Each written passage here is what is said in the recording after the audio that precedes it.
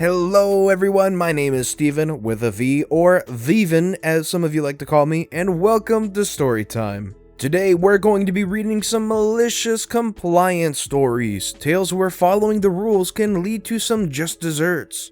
And let me just say, if you're not already subscribed to Storytime, please consider doing so. But with that being said, let's sit back, relax, and listen to some captivating Reddit stories. Karen wants me to check an obvious older woman's ID. When I was in college, I used to work for my local movie theater. The job was amazing most of the time. You had a lot of freedom from the managers if you did your job right. On a busy night, this was the situation. I was working behind the bar. We had a system where we would sell tickets and concessions at the same registers. Most of the time this would work just fine, but on a busy Saturday night it would take a lot of time to take ticket orders, discuss seating in the theater, and get all of the food and drinks. On this evening, everything was running smoothly. It was a buddy night, but the team was well prepared and we had everything under control. I was taking an order from a longtime customer. Let's call her Linda. Linda was a nice woman and we always had a nice chat with her. She was 25 and had a subscription at our theater. This would mean it would show her picture on the app with her date of birth and a QR code. This way, we could see that the person was old enough to see the movie. Linda was ordering some nachos and 2 beers. Now I know that Linda is well above the legal drinking age, in my country 18, and had already scanned her QR code. You would get points for free stuff when you bought drinks and foods. I already knew her age was alright, so no reason to ask for any form of ID. So I'm here getting the order ready, and when I say the total to Linda, a lady behind her, let's call her Karen for obvious reasons, starts yelling, "You didn't check her ID!" Linda looks over her shoulder, probably wondering why this woman is meddling, and turns back to me. "Do you really need to see my ID? I could grab it if you want to." So I'm here thinking Karen should STFU and mind her own business. I say, "No need to, Linda. I know you're older than 18 and it also says so on the app." "No, you need to check it. You need to check everyone that buys alcohol." "Miss, I already verified her age and..." "No, only a legal ID or passport is good to verify age." Sure, this is the case in a normal situation. But when a customer has a subscription at our theater, they already have to verify their age and name with legal ID. So we accept the app as a legal form of verification. At this point, I'm already losing my patience. Why is Karen meddling in the situation when Linda is clearly over the age of 18? "Miss, thanks for bringing this to my attention, but this woman is a loyal customer and we already know her age because..." "No, this is unacceptable and you should check her ID." I'm really starting to get annoyed and Linda is noticing as well. Luckily, Linda is a chill woman and smiles at me while grabbing her ID. "Here it is. All good, right? Sorry for this and thanks for showing. It's still not necessary though." "No problem at all and good luck with her," she says while smiling and giving me a wink. I finalize the purchase and get ready to enjoy serving Karen. Karen has a major attitude and the order takes ages. She doesn't like the seats and changes them a couple of times. She also demands a student discount, which we don't have on Saturdays, and she is clearly older. Finally, she orders her food, and last but not least, she orders a red wine. This triggers me instantly. I'm standing there with a big smile on my face like a kid in a candy store. You all see where this is going. I grab the wine and put it on the counter. Then I say with my most polite voice, "Can I see your ID, miss?" "Excuse me?" "Well, miss, as you pointed out to me, I should check everyone for ID." "Well, I'm obviously older than 18.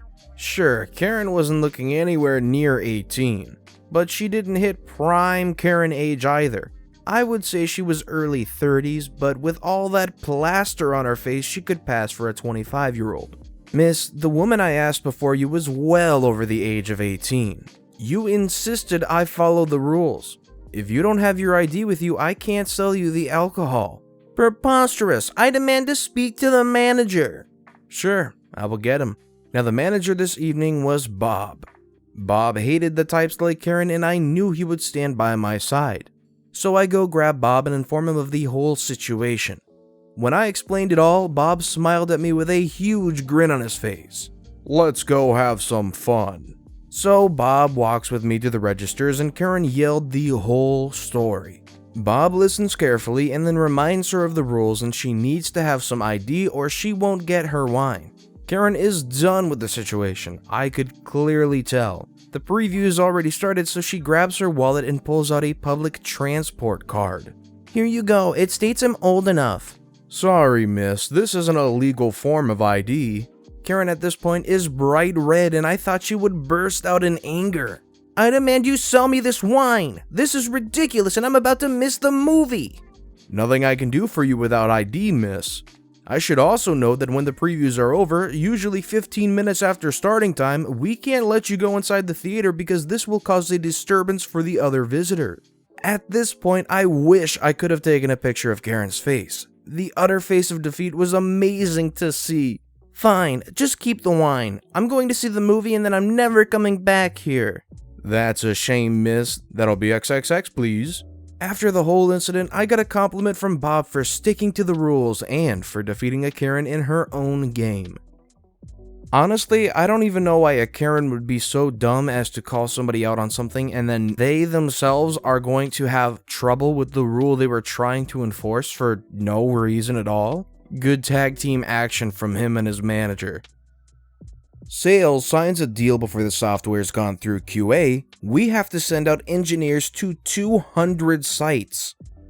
While I was at university, I took a placement year out working and getting paid at a company related to my degree. I was to be a junior developer at a big European company that sold devices. These devices could have third-party software installed on them if it was approved by our QA team. The head of sat right next to me. They could also have unapproved software installed if a key for each machine was created. Very simple process, so I was put in charge of those requests. My line manager informed me that sales and marketing may ask for keys and that it is okay if it's less than 5. One day, I get a request for 200 keys. Obviously, this is not allowed, so I replied saying that the request was declined. The head of sales and marketing for the region comes back explaining that they had signed a contract with a deadline and some software that was needed by the customer had not been through our QA team yet. So I contacted my manager. He said that I should inform him that once the software had been approved, we will have to send an engineer out to remove the key and install the approved software. That would cost a lot of money. 200 times 1/2 day rate for an engineer. The head of sales for that region said, I don't care, just do it and send us the bill in an email. I confirm with my manager and he says do it, even after I highlight the costs. So I do just what he asks. I book in the engineers to go out to the sites 2 days after the devices are installed and get finance to send the bill, which was 200 times 1/2 day for the engineers, which added up to just shy of how much they made from the contract. The cost of the engineers was about 75% of the contract value. If they'd have waited 2 days, they would have had only lost 20% of the contract money. Sales never pulled a stunt like that again, and my manager authorized me to organize a meeting with the sales directors and teams educating them why they should not request them unless they will lose a lot of money, and use this case as a demonstration. It's pretty simple. Processes are put in place for a reason, usually a good one. And when you try to go around that process for some kind of shortcut, whether it's sales or whatever, it probably will come to bite you in the butt. And it bit them big and they just didn't even care about it. Even when OP blatantly made it obvious how bad it would, they didn't care. I don't even know what kind of management that is. Boss breaks his own policy and he pays the price. I work in the hospitality industry in a small town fed by tourists. This sadly leaves issues for businesses trying to find reliable employees. To try and incentivize those people to find work in town, every business is raising its wages to keep people who actually do their job. Even the Golden Arch burger chain starts at $9 an hour. So when I got hired here, I went through all the paperwork, signed all the documents, reviewed all the policies of a business trying to act far more professional than it actually was. I was given policy booklets, signed that I read them, and set on my way through training. All is well for a while, until the HR staff was cut. Now, as it goes in this particular business, any responsibility that could be taken on by the general manager is given to the general manager. He runs housekeeping, maintenance, grounds work, scheduling, dining and wait staff, hiring and firing. If you can think of an area behind the scenes, he runs it. He is also my direct boss. So I am a good noodle. I work the night shift solo. I actually show up on days I'm scheduled. I show up on time. I do my job even. I have received nothing but positive reviews from my boss and his boss. But we are not here to celebrate these achievements. We are here to celebrate what happened when I told him no. In the summer of last year, I was out of town picking up the girlfriend from the airport after she had a wonderful trip to Belize.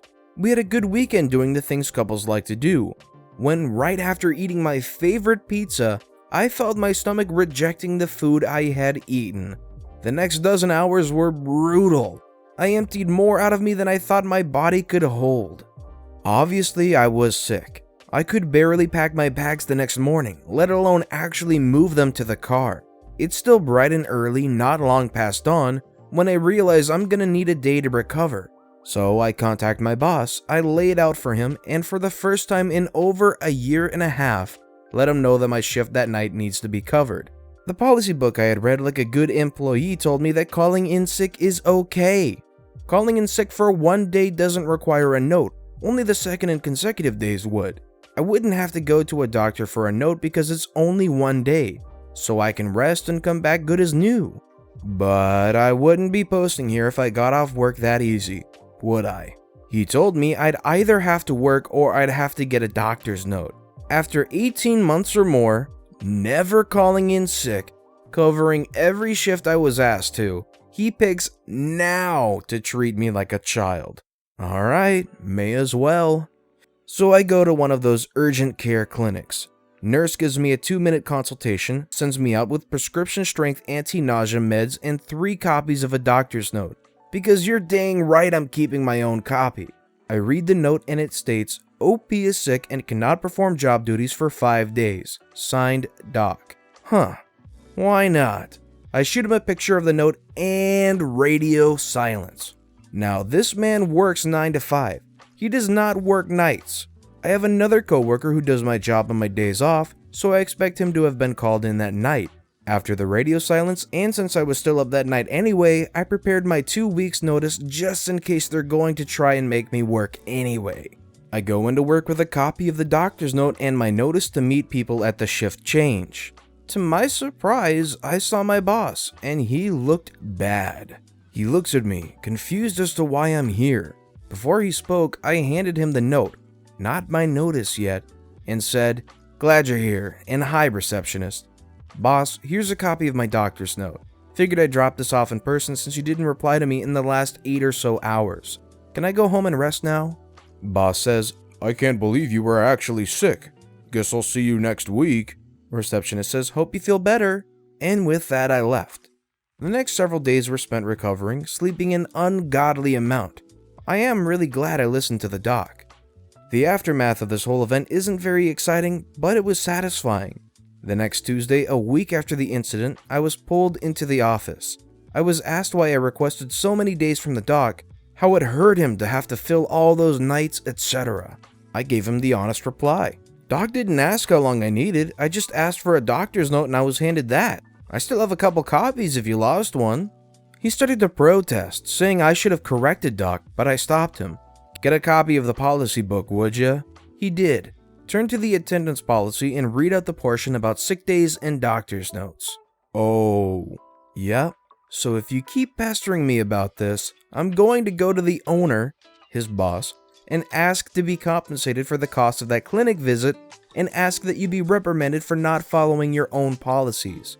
Or you can let me do my job and not treat me like a child going forward. That spells the end of that conversation, and I wasn't bothered again. Still gave my 2 weeks soon after, cause screw that guy. I know it's not like the best working situation, but if you're a squeaky clean employee, you have a great record, you never done anything wrong, you weren't any no-shows or anything, and the one day you try to call in sick for one day and they don't help you out on that, it's not cool. It's not how you treat your employees. So good job on OP for getting all of this stuff settled for them and for them to just get that time to recover. The amount of sleep that they get and just recuperation must have felt great. But with that being said, that's all the time we have for today. Thank you for listening to and watching this Storytime channel. If you haven't yet, please consider subscribing and leave any feedback you can in the comments below as I continue to work on delivering these stories for you lovely people. Thank you all again for watching and listening to the Storytime channel.